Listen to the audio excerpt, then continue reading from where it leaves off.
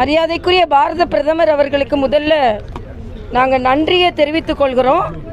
இந்த ஜிஎஸ்டி சீரமைப்பினால் ஏறக்குறைய ஒரு குடும்பத்துக்கு, நடுத்தர குடும்பத்துக்கு வருஷத்திற்கு 50,000 ரூபாய் சேமிக்க முடியும். அதே மாதிரி ஒரு மாதத்திற்கு 5,000 சேமிக்க முடியும். ஆக அதனால தான் மரியாதைக்குரிய பாரத பிரதமர் இந்த ஜிஎஸ்டி குறைப்பை சேமிப்பு திருவிழா என்று குறிப்பிடுகிறார். ஆக ஒரு குடும்பம் சேமிக்க வரும்பொழுது அந்த குடும்பத்தில் குழந்தைகளை படிக்க வைப்பதற்கும், புத்தகங்கள் வாங்குவதற்கும், விழாக்களை கொண்டாடுவதற்கும், பெரியவங்களை பாதுகாப்பாக வச்சுக்கிறதுக்கும், இன்சூரன்ஸ் போடுவதற்கும் எல்லாவற்றிற்குமே இந்த ஜிஎஸ்டி குறைப்பு வாழ்வாதாரத்தை பொருளாதாரம் மூலமாக மேம்படுத்தி இருக்கிறது. ஆனால் நமக்குள்ளே என்னென்னா, இதில் ஜிஎஸ்டி குறைப்பில் பால் முகவர்கள், தயாரிப்பாளர்கள், விவசாயிகள்லாம் நன்றி சொல்லிட்டாங்க. ஏன்னா எங்களுக்கு 40% அளவிற்கு குறைகிறது என்று. ஆனால் இங்கே இன்னும் ஆவினில் பால் குறைக்கப்படவில்லை. இது நிர்வாக ரீதியாக என்ன என்று சிந்திக்கணும். எனக்கு அதை விசாரிக்க வேண்டும் என்று நான் நினைக்கிறேன். இந்த பால் 30 ரூபா. ஆக இது இப்பொழுதைக்கு நெய் 60 ரூபாய் இருந்த நெய் 40 ரூபாய் ஆயிருக்கு. ஆக அது ஒரு அளவு சொன்னால் இது இந்த பால் இது 20 ரூபா பால். சில இடங்களில் என்கிட்ட சொன்னது 20 ரூபா பாலில் குறைச்சிருக்காங்கன்னு சொன்னாங்க. ஆனால் இங்கே எந்த பாலுமே குறைக்கலன்னு சொல்கிறாங்க. அது 22 ரூபா. இது 22, ரெண்டு ஒன்று தானே? ஓகே. இது 22, இது 20, இது 30. இதில் எல்லாமே குறைக்கப்பட வேண்டும். ஆனால் குறைக்கலை. அது நிர்வாக ரீதியாக என்னன்னு பார்க்கணும். ஏன்னா அவங்க சொல்கிறாங்க ஸ்டாக் இருக்கிறதுனால பழைய விலைன்றாங்க. ஆனால் மருந்து கம்பெனிலேருந்து எல்லாமே ஸ்டாக் இருந்தால் கூட இன்னையிலிருந்து குறைக்கப்படும் அப்படின்னு தான் சொல்லியிருக்காங்க. அதனால் குறைக்கப்பட வேண்டும். மரியாதைக்குரிய பாரத பிரதமர் என்ன சொல்கிறாருன்னா, குறைக்கப்பட்டுகின்ற வரி விதத்தின் பலன் சாமானிய மக்களுக்கு கிடைக்க வேண்டும் அப்படின்றதும் ஒரு முக்கியமான காரணமாக இருக்குது, நடைமுறையாக இருக்குது. அதனால் இன்றைக்கி முதலமைச்சர் அவர்களை நான் கண்டிக்கிறேன். இன்றைக்கி என்ன சொல்லியிருக்கிறாரு, 8 வருஷத்துக்கு முன்னால் ஏன் குறைக்கலை அப்படின்னு. நிர்வாக ரீதியாக நிதியமைச்சரும் சரி, பொருளாதார வல்லுநர்களும் சரி, இது எதற்கு நாம் ஜிஎஸ்டி போட்டு, அதுவும் புது வரி கிடையாது ஜிஎஸ்டி. நான் பொதுமக்களுக்கு மறுபடியும் சொல்லிக்கிறேன். யாதோ மோடி வந்த உடனே வரி போட்ட மாதிரி இவர்கள் பேசுகிறார்கள். 17 வகையான வரி இருந்தது. ஆக இதுக்கு முன்னால் நீங்கள் 18% வரி கொடுத்ததுக்கு அதுக்கு முன்னாலே நீங்கள் 17-18% கொடுத்துருப்பீங்க. ஆக ஏதோ அதை குறைச்சி மக்களுக்கு வசதியாக இருக்கணும் 4 ஸ்லாப் கொண்டு வந்தோம், 4 அடுக்கு கொடுக்க வந்தோம். இன்னைக்கு 2 அடுக்கு கொண்டு வந்திருக்கிறோம். ஆக இது மக்களுக்கு மிகுந்த பலனளிக்கதாக இருக்குது. அது மட்டுமல்ல, இன்னைக்கு மெடிக்கல் இன்சூரன்ஸ்லாம் பண்ணால் அதுக்கு வரியே கிடையாது.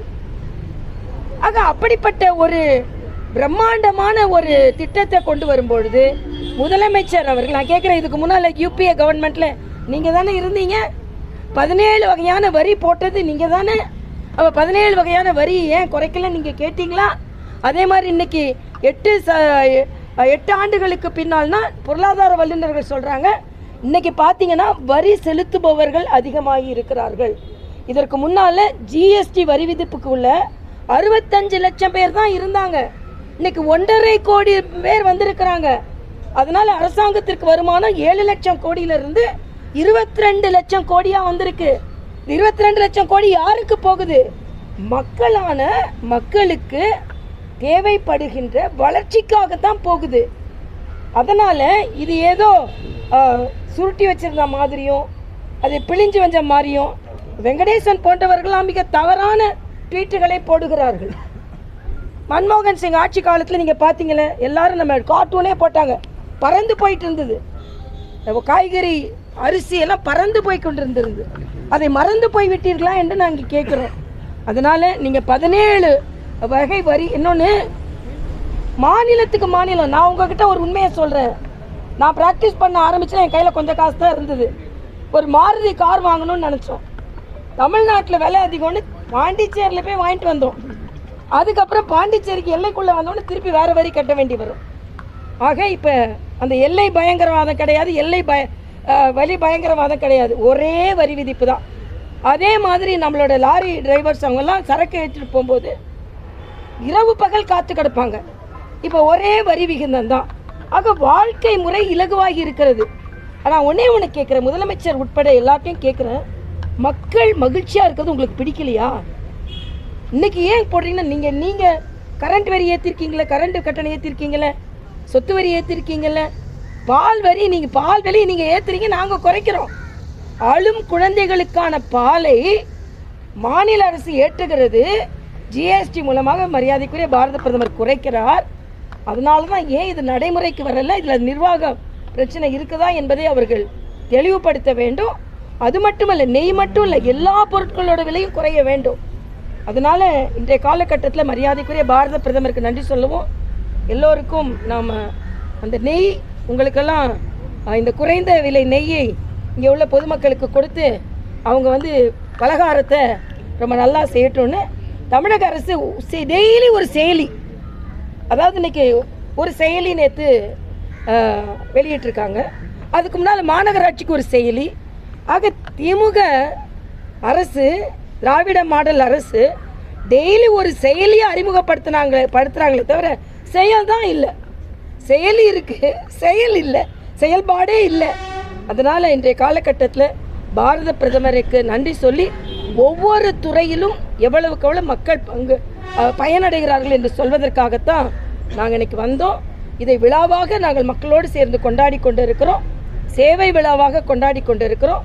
அதனால் இன்னைக்கு மக்களுக்கு நல்லது கிடைப்பதை பொறுத்து கொள்ளாதவர்கள், மக்கள் மகிழ்ச்சியாக இருக்கிறவங்களேன்றதை பொறுத்து கொள்ளாதவர்கள், எல்லாவற்றையும் அரசியலாக கூட நினைக்கிறவர்கள் இன்று காழ்ப்புணர்ச்சியோடு பேசுகிறார்கள். இன்னைக்கு முதலமைச்சரின் அந்த ட்வீட்டெல்லாம் மிக வன்மையாக கண்டிக்கத்தக்கது.